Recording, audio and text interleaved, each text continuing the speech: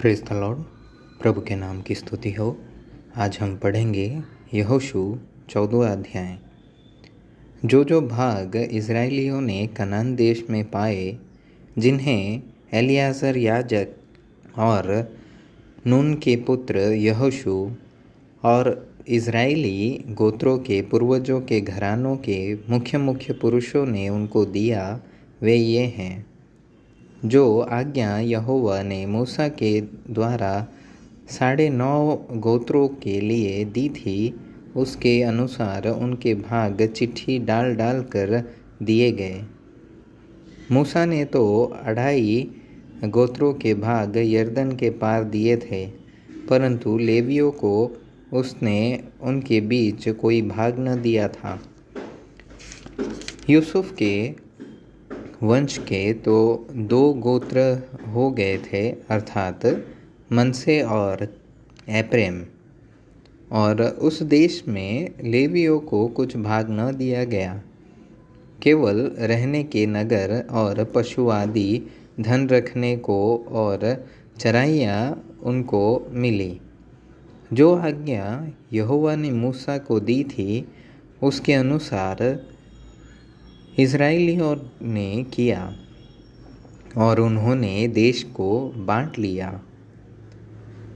तब यहूदी यहोशू के पास गिलगाल में आए और कनजी यपुन्ने के पुत्र कालेब ने उससे कहा, तू जानता होगा कि यहोवा ने कादेश बरने में परमेश्वर के जन मूसा से मेरे और तेरे विषय में क्या कहा था।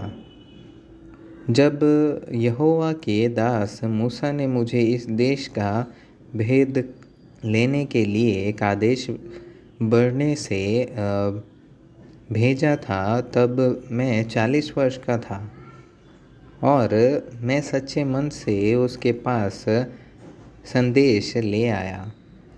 और मेरे साथी जो मेरे संग गए थे, उन्होंने तो प्रजा के लोगों का मन निराश कर दिया, परंतु मैंने अपने परमेश्वर यहोवा की पूरी रीति से बात मानी। तब उस दिन मूसा ने शपथ खाकर मुझसे कहा, तूने पूरी रीति से मेरे परमेश्वर यहोवा की बातों का अनुकरण किया है। इस कारण निसंदेह जिस भूमि पर तू अपने पाँव धर आया है, वह सदा के लिए तेरा और तेरे वंश का भाग होगी।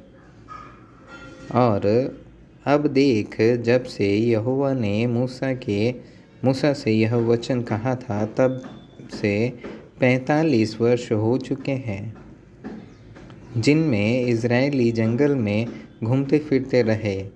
उनमें यहोवा ने अपने कहने के अनुसार मुझे जीवित रखा है, और अब मैं 85 वर्ष का हूँ। जितना बल मूसा के भेजने के दिन मुझ में था, उतना बल अभी तक मुझ में है। युद्ध करने व भीतर बाहर आने जाने के लिए जितनी उस समय मुझ में सामर्थ थी, उतनी ही अब भी मुझ में सामर्थ है।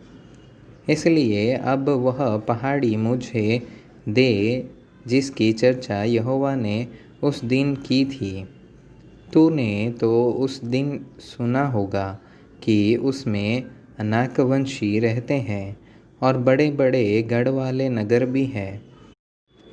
परंतु क्या जाने संभव है कि यहोवा मेरे संग रहे और उसके कहने के अनुसार मैं उन्हें उनके देश से निकाल दूँ।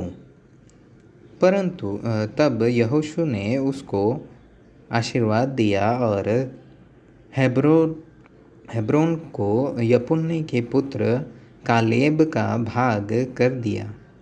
इस कारण हेब्रोन कनजी यपुन्ने के पुत्र कालेब का भाग आज तक बना है, क्योंकि वह इज़राइल के परमेश्वर यहोवा का पूरी रीति से अनुगामी था। पहले समय में तो हेब्रोन का नाम किर्यतर्बा था। वह अर्बा अनाकियों में सबसे बड़ा पुरुष था और उस देश को लड़ाई से शांति मिली।